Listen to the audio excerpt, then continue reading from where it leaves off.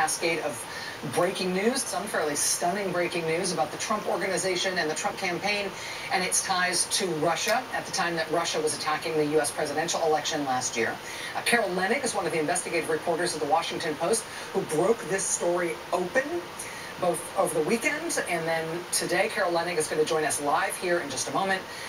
We've also got a little bit of news to break tonight on the Trump-Russia dossier. The dossier that was prepared by former British MI6 agent Christopher Steele last year, that dossier of alleged Russian dirt on Donald Trump that was published by BuzzFeed in January, created such an uproar at the time. People who commissioned that dossier have described it as a roadmap for the investigation into whether or not Trump colluded with the Russian attack. People who commissioned that dossier also stand by it and say that the dossier is correct. That dossier is now back at the center of what we know about the Trump-Russia investigation. We're going to be breaking a little bit of news on that later in the show this evening. But you know, the day that we, the public, all first learned about the dossier was actually before the election. It was on October 31st, Halloween 2016. David Corn at Mother Jones Magazine was the first person in the country to break the news that a former Western intelligence agent had collected a series of intelligence reports that were potentially very damaging to Donald Trump, specifically in terms of his relationship with Russia.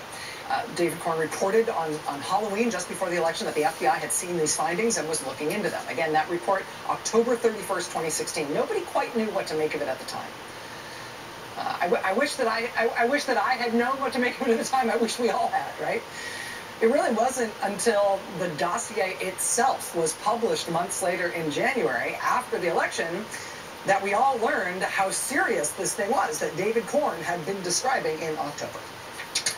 But on that same day that David Corn published that prescient story, right, the story that in retrospect now appears to be so important, but at the time we didn't really get it. On that same day, there was another really big, hard to understand story that kind of landed the same way. It was written by Franklin Foer at Slate.com. He wrote a long piece that was published on Halloween that described unusual computer interactions between a computer server in Trump Tower, serving the Trump Organization, and a computer server in Moscow, associated. You remember that? I blogged about it on Facebook. 826 times they tried to make a connection with Trump's servers. Apparently, they made the connection. Russian bank called Alpha Bank. And what this Slate article described was kind of hard to put your finger on in terms of its significance, but the granular reporting was that there was an unusually high volume of server-to-server communications of some kind between those two servers in Moscow and Trump Tower, and there was no reporting on what the content of those communications were. I mean, there were ultimately multiple competing explanations offered as to why those servers... Where's your payments, Donald? But it was honestly really never explained in terms of what the significance of that information was. And because of that, because it didn't have a clear bottom line, it was just like a, I think ultimately that story kind of withered away in the public consciousness. Whatever the reason was, why the Trump Organization computer servers and Alpha Bank's computer servers were talking to each other during the campaign, it's interesting, but we didn't know what it meant, and there didn't seem to be any other notable connection between Donald Trump and Alpha Bank. Trump skipping out on payments, like he stiffed all the American banks. So, interesting story. We don't really know what it means, and the whole thing kind of went to the back of the stack in terms of things to worry about when it comes to Donald Trump and Russia. You know, maybe that whole Alpha Bank server thing was just a coincidence or just some technical glitch. That story came out October 31st on Slate.com. Then, a week later, Donald Trump won the election. And then during the transition, when he was president-elect, there emerged the next weird, inexplicable, maybe coincidental thing involving Trump World and a Russian bank. One of the numerous contacts with Russian officials that Trump's son-in-law Jared Kushner did not disclose on his request for a security clearance was a meeting that he took at Trump Tower during the transition,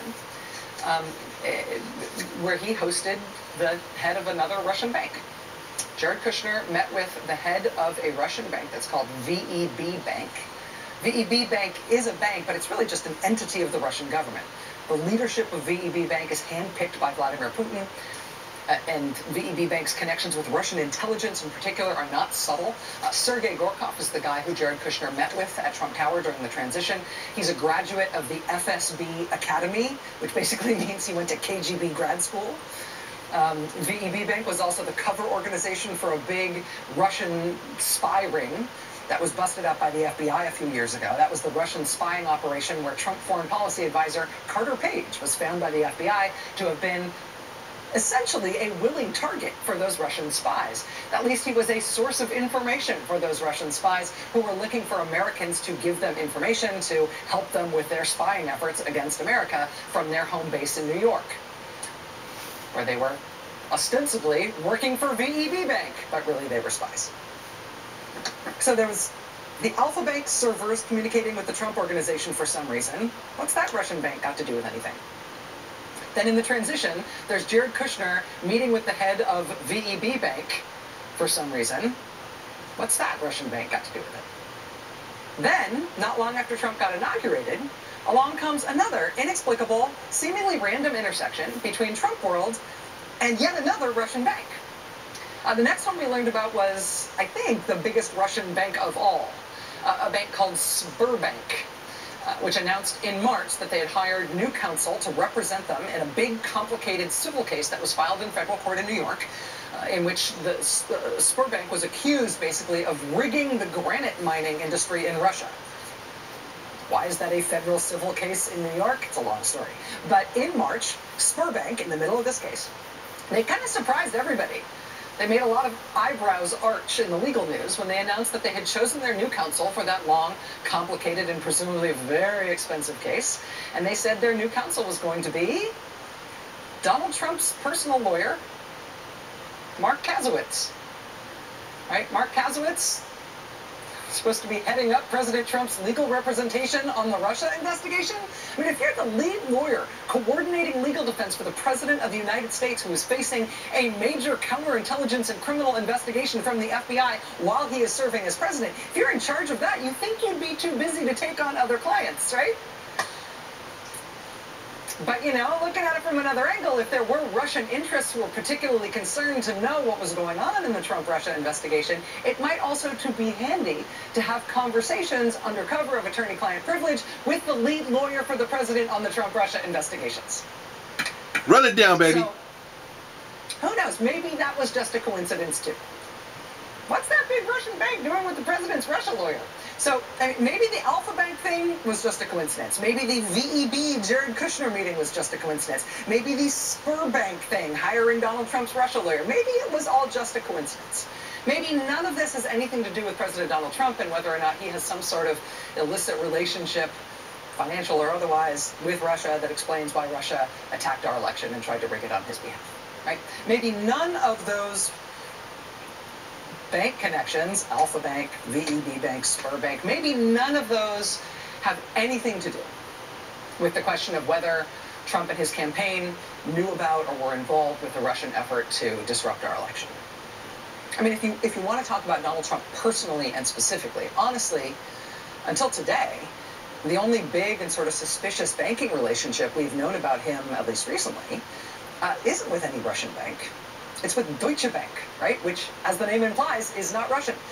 Deutsche Bank, still to this day, is the bank that Donald Trump owes hundreds of millions of dollars to. Deutsche Bank is the bank that dealt with Donald Trump in business terms for years when no other major banks would.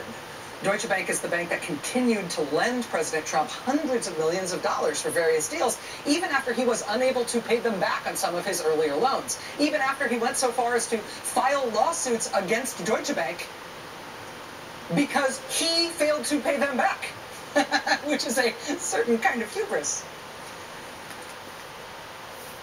That's the Donald Trump way.